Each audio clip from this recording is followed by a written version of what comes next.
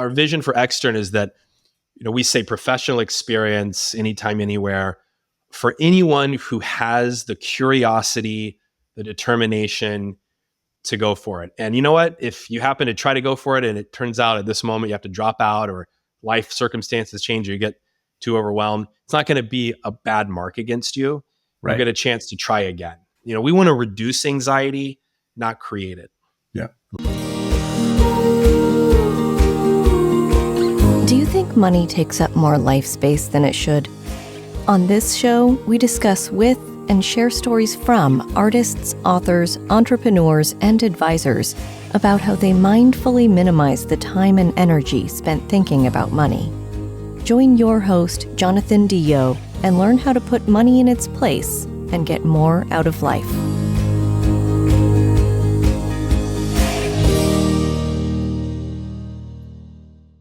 Welcome back on this episode of the Mindful Money Podcast. I'm chatting with Matt Wilkerson. Matt studied computer science, engineering, management science at MIT before starting his career in venture capital and investment banking. Since then, he's been kind of a serial entrepreneur. And I wanted to have him on the podcast because he's the CEO and co-founder of Extern, a company on a mission to help anyone discover and launch their career through real professional experience. Extern's created externships for leading companies such as AT&T, HSBC, Meta, Pricewaterhouse, Home Depot, National Geographic, among others, serving something like 38,000 students and career switchers. Matt, welcome to the Mindful Money Podcast. Thanks for having me, Jonathan. Excited for the conversation. I've done a little bit of this. Ryan Craig. There's been a few others that we've talked about, sort of pre-career things. Before we get into that, where do you call home, and where are you connecting from?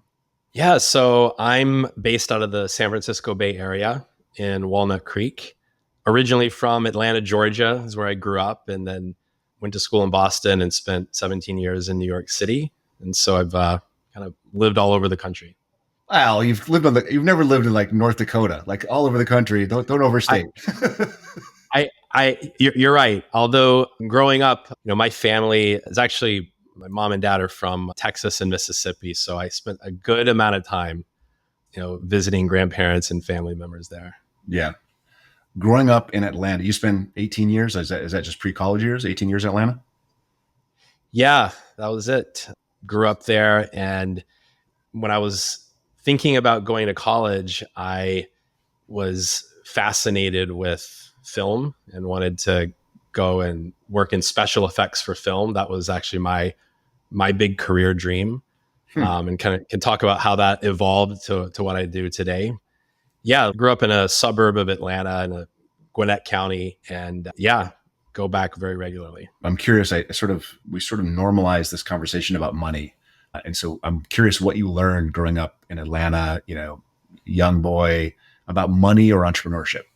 Yeah, well, I remember right when I started elementary school, we had these, fundraisers. And the big one at my school was this magazine sale that we would have. It was kind of a fundraiser for the school. I remember mom dropping me off when I was, 6 years old at people's houses to go up and knock on the door and try to sell them magazines. And, I'm sure, early on it was kind of like, young kid, you want to help them out. But as I got older, I started to go knock door to door myself.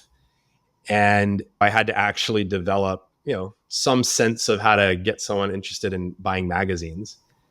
And I always remembered that there were some kids who, because they would have these rewards, and there would be top seller in the grade or the school would get, money and some prize and maybe some big trip. I think I made it high enough where I would get to go on a Six Flags trip. But I was remember hearing, some kids, like their parents were doctors. So their parents just had to show up and at work or buy magazines for the office. And they had this like distribution network basically built in. Whereas I didn't have that distribution network. And thankfully my parents said, we're not going to go and try to sell your magazines to people at work. So I had to actually go door to door to sell every magazine to get high enough to go on that Six Flags trip. So that was, I think, a very early experience that I had. And then as I got into high school or late junior high is when the web exploded. I was in 7th grade when Netscape went public. By the time I got into 8th grade, I was just fascinated with the internet, started to build websites around the theme of movies because I was a big film fan. And so I built all these community websites for different movies, and I built up this community online. I would get movie scripts in some cases before the movie came out through these networks that I built. That was kind of like a world that I created just for fun. I wasn't trying to turn into a business in high school. But yeah, those are some early things that I think I never thought of myself as becoming an entrepreneur, because by the time I went to MIT, which I was very fortunate to do, getting off of the wait list, I was sort of overwhelmed at that point by just the caliber of people and intelligence there, that I had this imposter syndrome. And for a period of time, I thought, I don't know if I can be an entrepreneur. It's just, do I have the capability to do that? But since my journey kind of led me back to that, which we can talk about, but those are the early experiences. Yeah. I'm curious, were there other kids in the school? I know that the doctor, and I know I have this, I did the same thing, by the way. I sold sandwiches door to door. I sold magazines door to door, chocolates door to door. I sold trophies door to door. Like, I sold all kinds of stuff door to door as a kid because we didn't have any money, and that was how we sort of got by. Did you also have the kids who the parents just said, yeah, I'll just whatever, make the donation or do the whole, I'll buy 50 of their own, the families that had lots of money would just, I'll just take care of it for you. Yes. Now, yes. I'm wondering today, I don't know if you've ever done this sort of analysis in your own head, where are those kids? Because I actually think I talked to lots of entrepreneurs, and every one of them had to sell door to door. Their parents said, we're not going to do it for you. Go do it. Yeah. And I'm wondering if that learned skill set, because entrepreneurs get people tell them no all the time. Are you going to invest in my company? No. Are you going to invest in my company? So I'm wondering if that helps. What do you think? Tie that through. Absolutely. It's funny. It wasn't until you asked me this question right here, I hadn't thought about that in a long time. Absolutely. And, I don't really know where those specific students are. It's probably maybe 2 or 3 friends I still keep up with regularly from that era. But I do know that there is something to the struggle. Mm-hmm. And there's kind of a conversation happening now is, are we losing that as a society, those opportunities to struggle, but also kind of see through the patience and the fortitude to kind of see that through, things through that are difficult, that are hard, where it's not obvious how it's going to help you. Yeah. And have those setbacks, right? Because I remember plenty of times where I was knocking on doors, like most people did not buy, right? But you just keep going door to door. And I remember okay, I went through my whole neighborhood and I wanted to expand. Well, let me try to go to other neighborhoods. So I'd get my mom to drive and drop me off. And this was back when, I guess it was still fine to let small kids go up to doors, strangers' doors. I think a lot of people may not even do that today. No, doubt it. But I think that taught me, because when I was young, it was always I was the last kid in my class to have a Nintendo.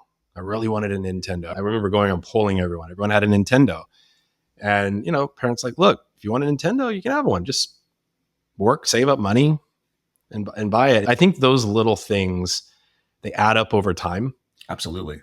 Create that foundation. If you grow up having those situations easily bought for you, you may not as a parent understand what you're doing, but by the time you're in college, your kind of view of how things work in the world, you're either prepared for that experience, that shock that many kids have of you're in the world for the first time, sort of in college, and then afterwards you're absolutely in the world. And so I think the entrepreneurship, that spirit comes from proving to yourself that you can go and solve problems.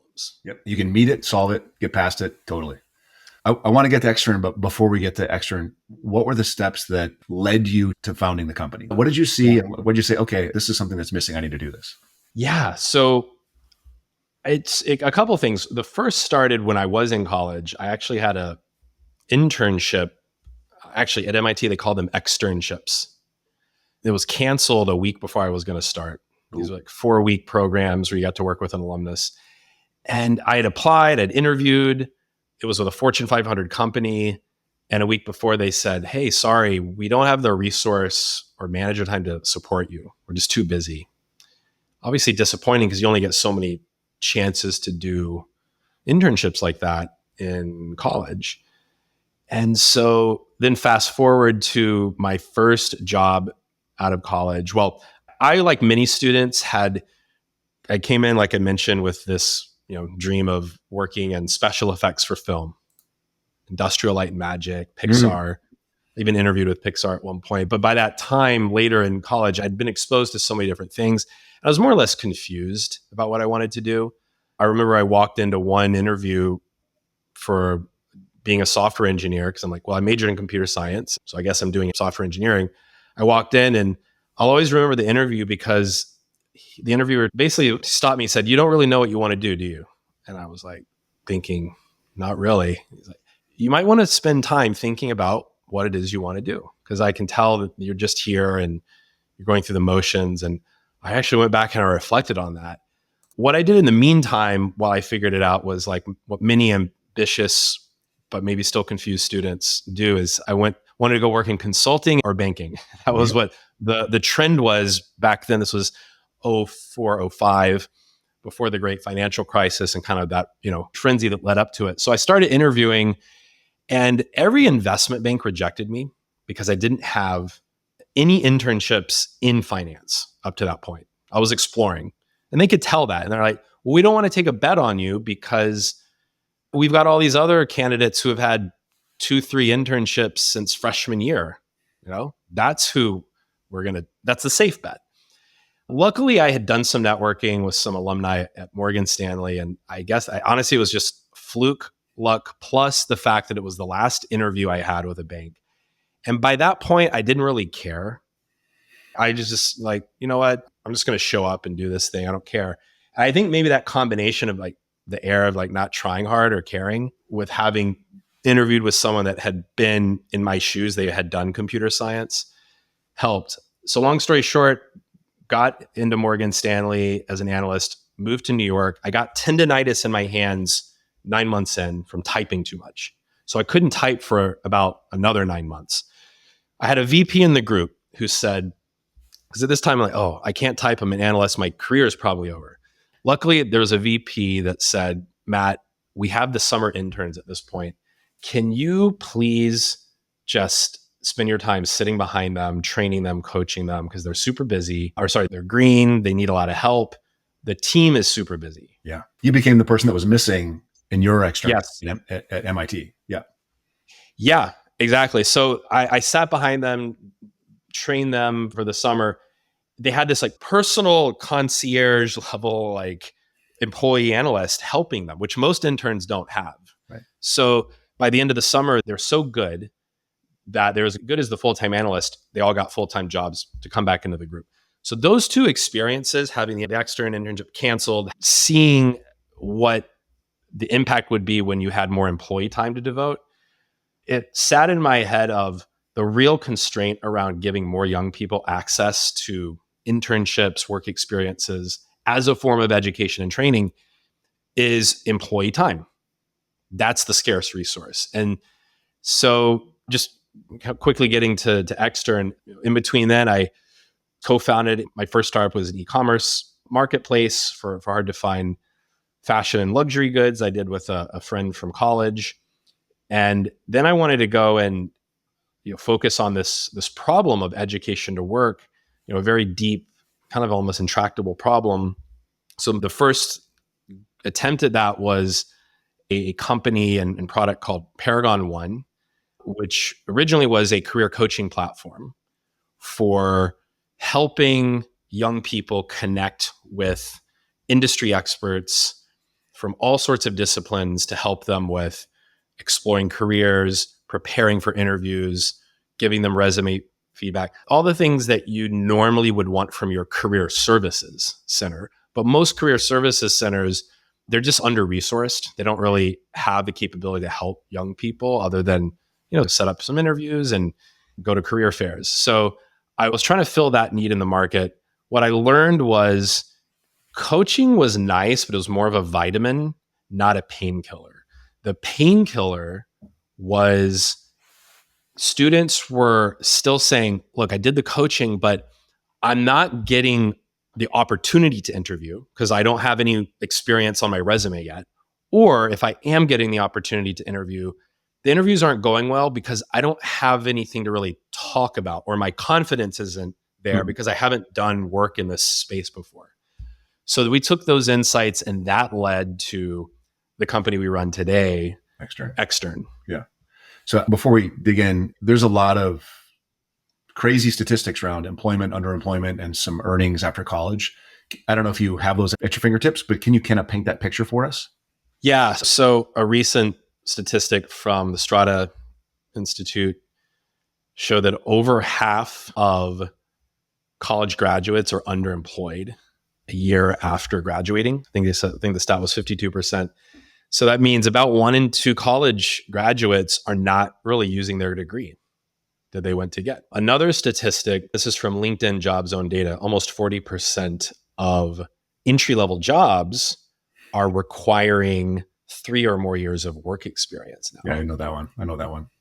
Silly. That has been going up over time. So there's a few different trends happening here. COVID has driven it, the recent softening in the job market, layoffs, you have more experienced people in the market competing for jobs. You have, of course, generative AI coming on the scene, although companies haven't really embraced the use of that. There's a lot of investment right now and maybe this bubble, but companies aren't embracing that quickly enough. However, they are aware it's there. And so there's this sort of pervasive attitude of, well, do we really need to invest in these like college training programs or new graduate training programs as companies used to? Another stat from Handshake is that the college recruiting platform is that internships are down year over year, 7%. So all of this combines into what I call the work experience supply shock. There's not enough work experience for the purpose of getting trained, building skills, discovering what you want to do as a young person, and ultimately building that resume that gets you into the career that you want and that the economy needs. Do you think that part of the problem might be institutional? In other words, at the college level, there's a misalignment of priorities. Students need to get the education, yes, but they also need to get experience to get jobs after they graduate. Do colleges understand that? And are they investing in that in a way that they should? So I think colleges do understand this. They understand this conceptually. Where it becomes challenging is that you're taking organizations and systems that were over time set up and structured in a way that does not allow for the execution of that awareness.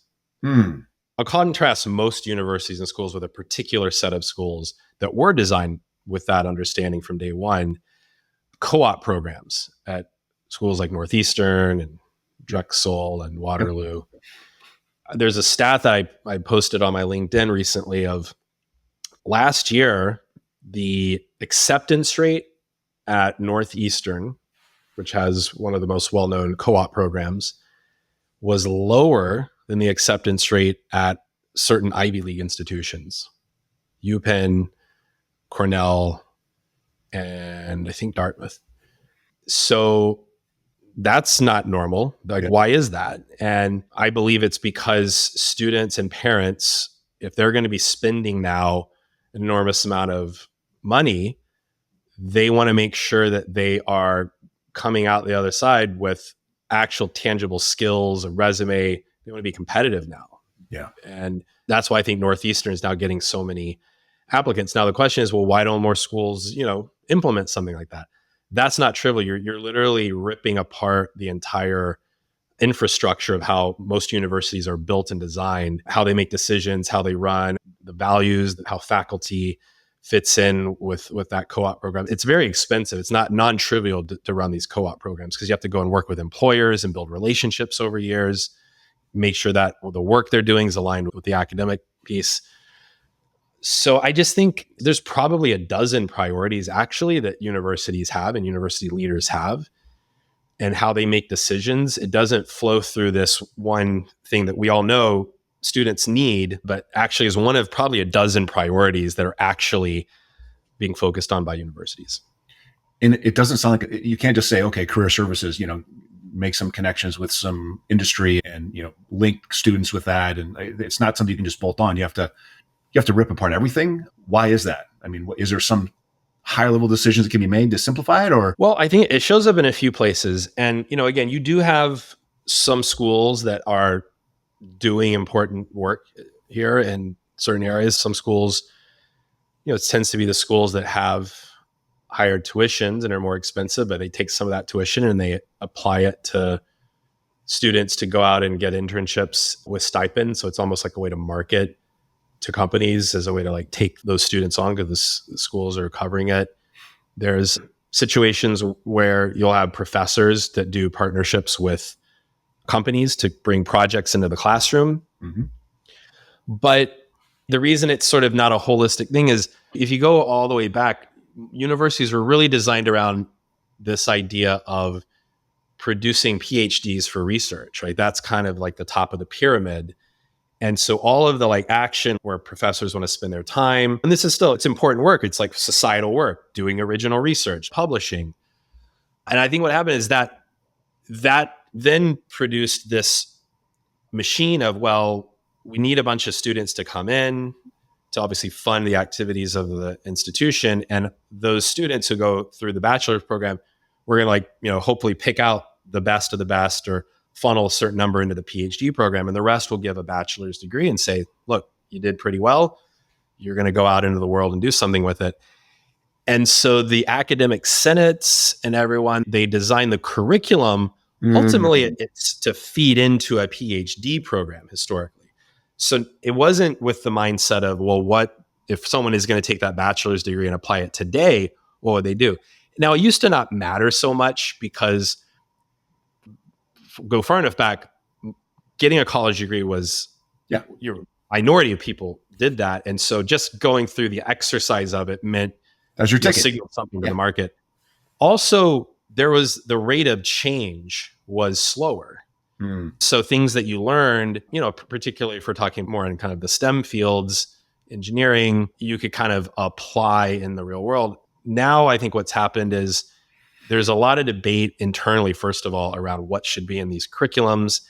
You get so many stakeholders that leaders at universities have to satisfy to make happy to make these changes. And so even if you want to update curriculum, it takes a really long time to do that. And the world's sort of in the meantime, like moving quickly.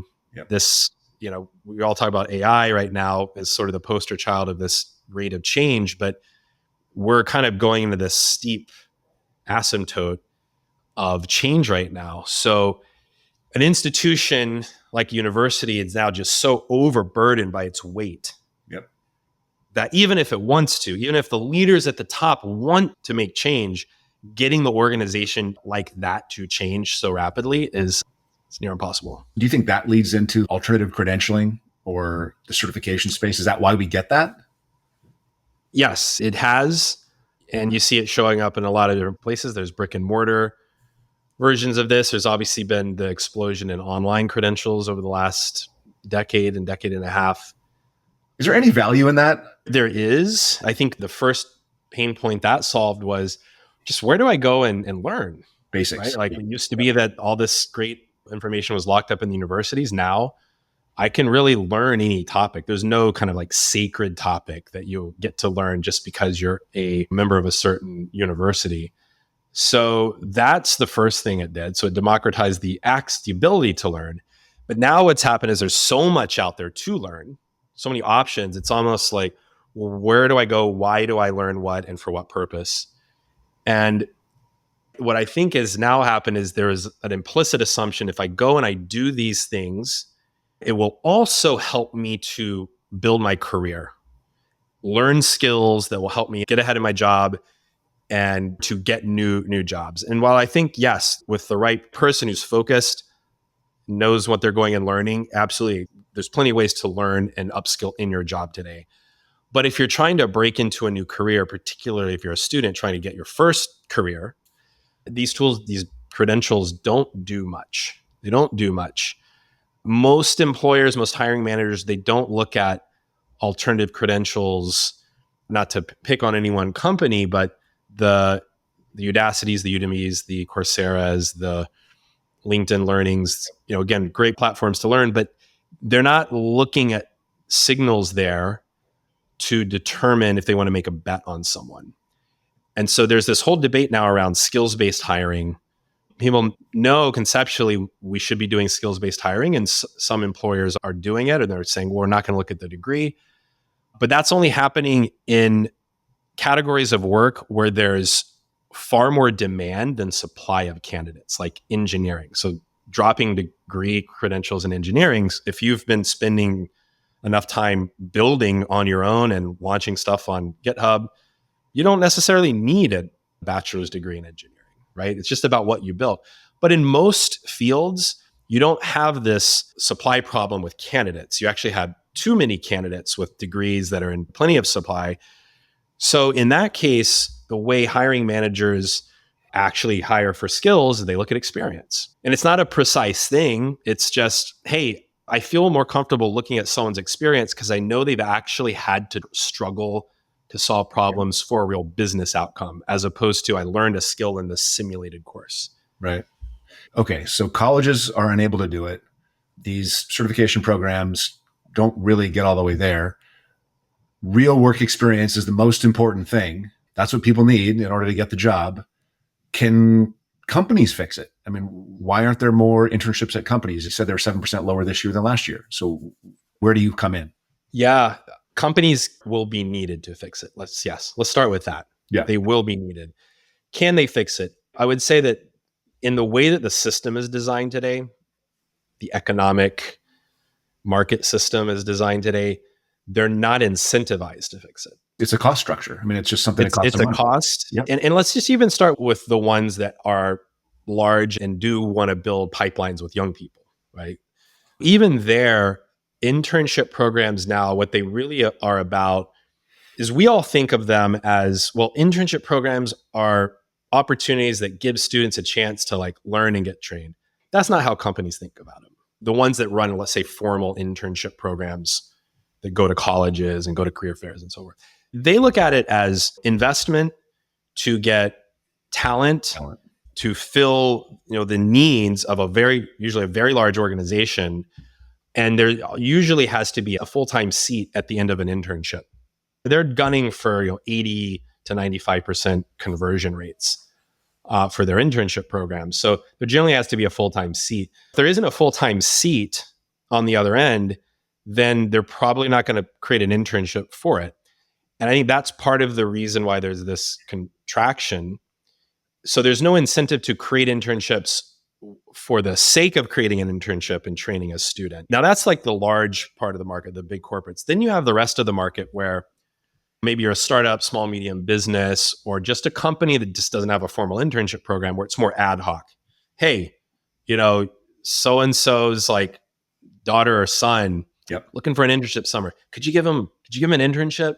Or you wanted help some students at your alma mater, and you like the idea of mentoring. It's more of these ad hoc processes that come up. Or maybe you say, look, I do want a little bit of help on a project and I have the time and I'm willing to train someone.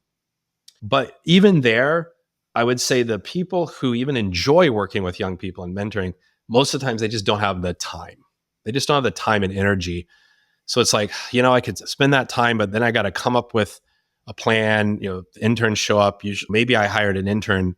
But like in my situation where mine got canceled, in many cases, maybe they don't cancel it, thankfully, but the student still shows up and the person's not ready yet. And they're like, oh, I'm busy right now. Here's something to work on while I think of the real project to give you in a couple days. Oh, you're done with it earlier than I thought. Here, work on this in the meantime. And that's kind of the experience for those other internships. So I say all this to mean the incentive isn't there. And this is what we're thinking about now at Extern, is how you recreate the system from the ground floor up in a way that's win-win for companies and students. All right. So how do you do that? You're thinking about it. Yeah. I'm not. So I'll just kind of start with just a quick, what this is. So what we did was we invented a new form of work experience. It's called the externship. You can think of it as just an easier version of an internship. Easier meaning it's more accessible to students. It's more flexible. They can do projects from anywhere in the world. most times of the year, not just the summer. It's flexible with their time, so they can work on projects when they have the time mostly. There's some live sessions with the company and with TAs and program managers, but they generally can fit it in like they might a class into their schedule. Huh.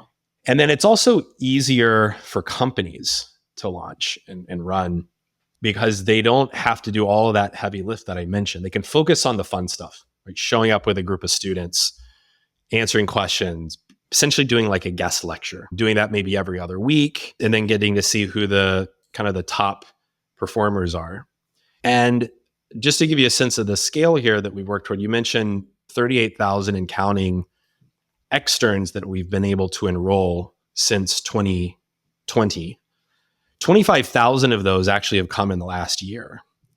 And that's because we've been doing a lot of work using software, product to take projects that would normally be out of reach for 99.9% of students because either they don't technically have the qualification or skill set yet, or they don't go to the right school where a company might even interview, they don't have the connections and so forth. And we take projects, because we actually reject probably 99% of the projects that even come our way that we could take. But we take the ones that we think are really interesting, pushing the boundary of new skills that students can learn, and also more and more will be focused on skills of the future.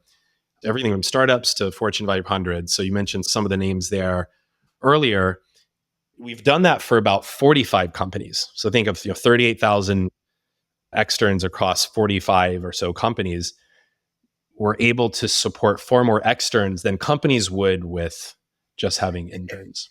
I think it's dawning on me a little bit. Is it like Match.com for externships and projects? Like that kind of a thing?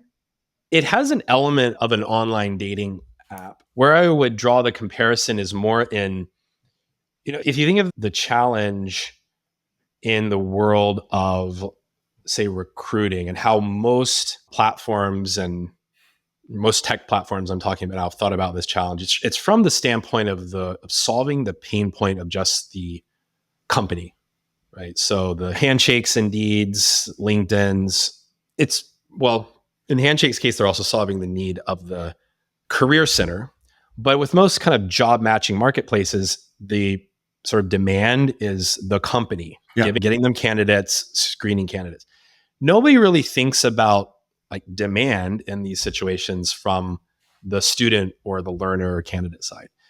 And that is because there's a whole population of students that are just sort of, you apply and if you don't hear back, like, sorry, you're not really the person we're serving. We as a team, we've, talked about this story of a graduate who's graduating now, call her Monica. She's worked really hard on her degree for 4 years. She's got hopes and dreams for her career. She wants financial stability, but she's also probably taken on student debt. So she needs to find not just a job, but a job that's going to pay that off. Ideally, jobs that'll give her the skill sets to build for the future, AI skills that won't be replaced by AI. But she's applying. What's happening now is she and many millions of students, if you go on TikTok, you read news reports, are applying to hundreds of job opportunities now. Hundreds of job opportunities. Hearing back from a small number, but their rejections, mostly hearing nothing. Yep. Like silence. Yep. And there was a New York Times article recently where the headline was a quote from a student. It feels as though I am screaming into the void with each application. Yes, the online dating analogy comes in because what we're really doing here is we're saying, look, in some cases, a company might want a student more because they've already got certain skill sets. And, great, let's let that happen. But in other cases, the student might benefit more from an experience right now. And they're not necessarily ready to get hired by the company. Maybe they're not going to flow into their internship program.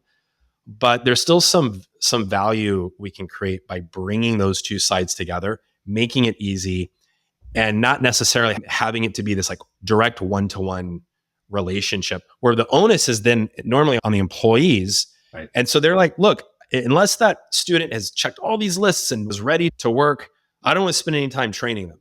And that's not how we grow the economy. So this is 20 years ago. I started a company 20 years ago and I went to I don't know if it was Upwork or, one of these places where you post a job, I need somebody to create a logo. Here's my company. I need a logo that has this element, that element, this element. And I put it out in the world and I get 17 logos. And the one I pick is the person I pay, right? Is it kind of like that? Like companies have a project, you kind of vet the project, you put the project on the platform, and then 15 different people work on that project. 15 students work on this externship. And then the company gets all 15. And so there's a connection between the 15 and the company. They may or may not ever use the solution, but there's a connection. So there is definitely some of that. I would say the inspiration is a little bit from the like capstone projects that you do sometimes see in classes or business schools do this a lot, right? Where, you partner with someone at a company. I think what we do here is we take it a step further. And, first of all, we try to make sure we do projects that are, we call strategic, but not urgent. So it's not something that's super urgent, like employees should be doing. Strategic, but not urgent. It can't just be like a student job that you should just be qualified to do with your experience as a student. That, should just be a job that you're getting hired for, even if it's a short-term job. But then what we're doing is we've used software and like a really great process and some, well-placed, incredible members of our team who make sure that company, it feels so kind of magical, easy, it flows. They explain, what are your goals for a project? What are you trying to solve within your team? What problems are bubbling up? Okay, here's a category of work. So we might do it in marketing. We might do it in product. So in product, it might be a customer discovery or a product discovery project where students go and interview small businesses or consumers or Gen Z, or builds a prototype and goes and tests that. It might be a data analytics project or more of like a consulting, market research, finance. I want to do cybersecurity as we get into early next year. So we take the goals, and then with the use of software and content and industry experts who we bring around the table to design a structured learning experience. So the student gets kind of what they dream of having on their first day, first week on the job or an internship, where you show up and like, here's what to learn this week, next week. And it's meant to tie to the work that the student's doing at that time. And so now you can kind of multiply this, because through our platform, we're able to scale this better. You can multiply this across, in some cases, hundreds of students working with a team over the course of a year in maybe intervals and cohorts. Some of the work the students do, maybe it's not at the level yet. A lot of it, in many cases, isn't at the level because they're doing something for the first time. But you still might have maybe like 10, 20% of students that does work that is worth bubbling up to the company. It's worth their time. And there's different ways that they can engage. Some of them go on to do final presentations to CXOs at some of the companies. Some then get to engage further. Recently had about 10% of their externship cohort go into their internship program. So companies kind of work with the talent in different ways, but whether or not the company hires the students for an internship or full time, we track where the students end up going. And we're actually going to be updating a new study later, the beginning of the fall, that we're working on this summer. Late last year, we had run a study where our enterprise sponsored programs, the students that had gone through them, about 1 in 2 ended up landing a Fortune 1000 job within 12 months, or internship if they're still in school. Not that Fortune 1000 is the litmus test of success, but it's at least an indicator of where the students are able to go and do. I'm very curious, and I don't know if this is an appropriate question, and we can edit it out if we have to. Do the companies pay you? Do the students pay you? How do you guys make money? You're like creating a resource that the companies don't have.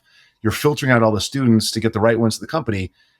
I'm guessing that the company pays you. Is that how that works? So yes, we make our money from companies. So that's how we've made money today. We have these two modes. One where certain companies could launch a project for free. But in that case, it's very kind of cookie cutter. You have to commit to doing a certain number of projects throughout the year. They have to meet certain goals that we have for students, meaning like it's got to be, on average, more beneficial to the student.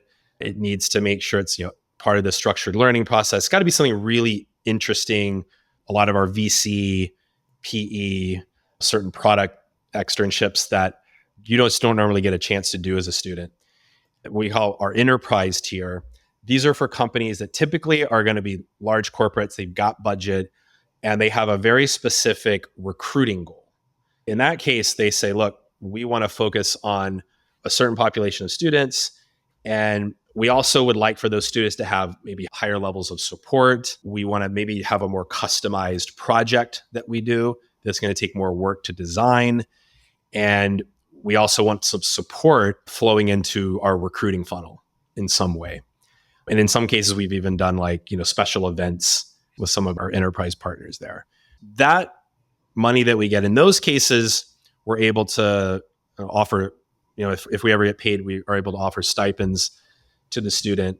But that also then funds the rest of our programs that we're able to do. Because the key here is how do you incentivize companies and employees to offer more of these really amazing, interesting opportunities for students to do when they may not have been thinking of running an internship program.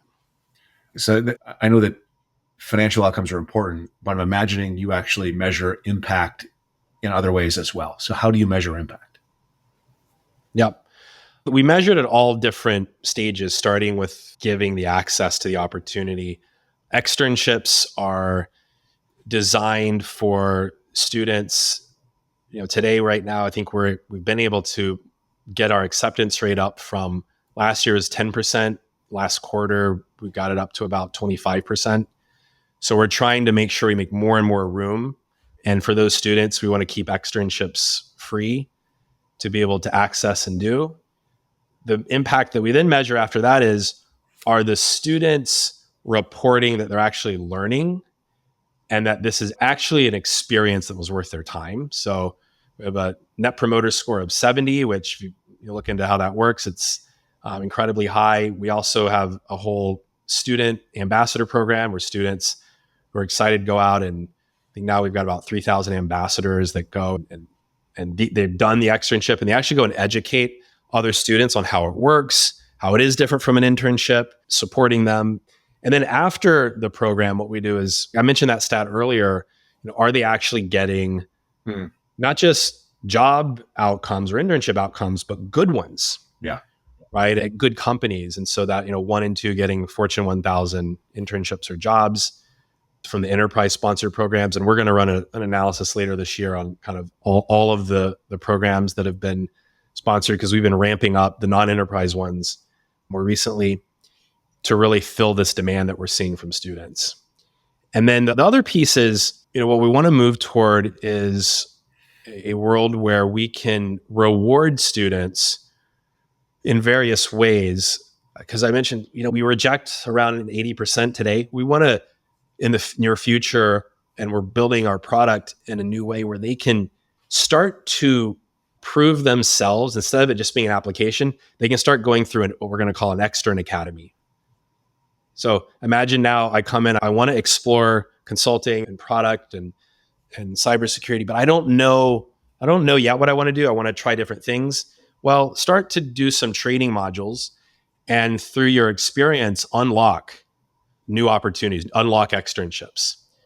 And as you do externships, you could even get certified on those externships and then unlock more advanced externships. And so what that does is it rewards students who put in that work and take that opportunity. What it also will do is it'll allow companies to, we want to be able to give them an opportunity to bring students into their programs, particularly for the really competitive ones where it's a more meritocratic process. And we can say, look, if you were a student and you did a couple of externships and you did well, you should have an opportunity to take that next step and build that resume. So now you're creating like a pathway that ultimately can land in an internship or a full-time job with a company. That's like the vision of how we paint this. And this goes back to what I mentioned earlier of re-architecting the system from the ground floor up, creating a new new system that, at least for students, they can at least see where that pathway is going. If I do this,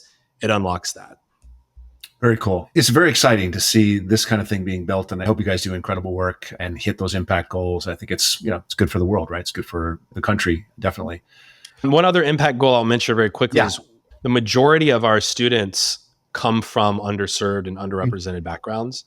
Great. So that's always been a big early focus. You can define that in many different ways, demographically, income, regionally. And so our vision for Extern is that, we say professional experience anytime, anywhere, for anyone who has the curiosity, the determination to go for it. And you know what? If you happen to try to go for it and it turns out at this moment you have to drop out or life circumstances change or you get too overwhelmed, it's not going to be a bad mark against you. Right. You get a chance to try again. We want to reduce anxiety, not create it. Yeah, love it. I like to ask every guest to simplify things for us in just one quick way. I just want to say, if you were talking to a recent graduate or someone that's about to graduate, what is one thing that they could do today that would lead to a better first job? Well, I would say the ability to look beyond the rules of the system, because it's very easy to come in and sort of hear, well, like you've got to apply, I'll just say like apply on this job board and follow these instructions. I didn't mention this, but the reason I got into MIT off of the wait list was because I ignored their instructions. Wow. They specifically said, you're on the wait list. There's nothing you can do. Do not send us anything. Like, no, I sent them a lot of things. I sent them, movies I had built in 3D Studio Max to show my passion for doing film, because there's no place to do that in the application. So I said, well, here's an opportunity to do that. And I got in. I was one of 11 of like hundreds. I know that helped, of course. So just know that at the end of the day, there's always people and humans on the other side. And, the proactivity of reaching out, emailing someone with a thoughtful, well-thought email. If you're interested in something, working at a company or just building a relationship, what's something you can do to help them or provide some value? Designing a couple of slides and saying, hey, I thought about this problem you're working on maybe. It doesn't mean it's always going to work, but having that attitude of the proactiveness, I think there's certainly a pocket of students that have that. And I think a lot of them show up to Extern. But I also read and hear about a lot of despair that just comes from like, hey, I followed the rules. I did everything I was supposed to do and it's not working. It's almost like that's why those rules are there. The system is there because that is the test. It doesn't mean you go and you break the law or you do something illegal, but know that is the test. Yeah, it gives you the bar that you're supposed to go over, right? You got to go above and beyond. Totally. My dad taught me that for sure. Matt, is there anything that people don't know about you or don't remember that you want them to know? I think the main thing, and the thing that's guided me, and I know is very much part of even how our whole company and team works, is that you are always learning. You are never an expert. And I've never considered myself an expert in anything. I'm kind of a self-proclaimed polymath, just learning, always a student. I'm excited to learn so much right now about generative AI, right? And everyone is, as so many people are. And just always having that attitude of learning and not having to feel that you have to know it all right now. Yeah. I went through a period because, after you graduate, you have this period in your life where you got to like project confidence. You got to project like that you know stuff.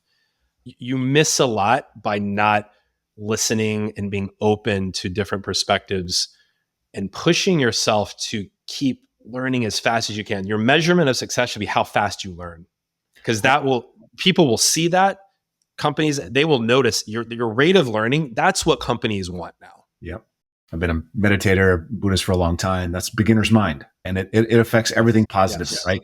Your work, your relationships, you're raising kids, everything is better if you're curious, if you're learning, everything is better. It's beautiful. Finally, tell people how they can connect with you. Yeah. So my email is matt@extern.com. And our website is extern.com. Sounds like intern, but extern.com. And yeah, you can go there as well to both see opportunities that we have for young people, but also if there are any employees at companies out there that are like, you know what, this sounds kind of cool. I'd like to check it out. And maybe I've got some interesting projects. You can go and see the kind of work that we do with various startups and corporates. Feel free to reach out to me. That's great. Matt, thank you so much for being here. That's all going to be in the show notes. And I really appreciate your time. Thank you, Jonathan. This was great. Thanks for listening. Full show notes for each episode, which includes a summary, key takeaways, quotes, and any resources mentioned, are available at mindful.money. Be sure to follow and subscribe wherever you listen to your favorite podcasts. And if you're enjoying the content and getting value from these episodes, please leave us a rating and review at ratethispodcast.com/mindfulmoney. We'll be sure to read those out on future episodes.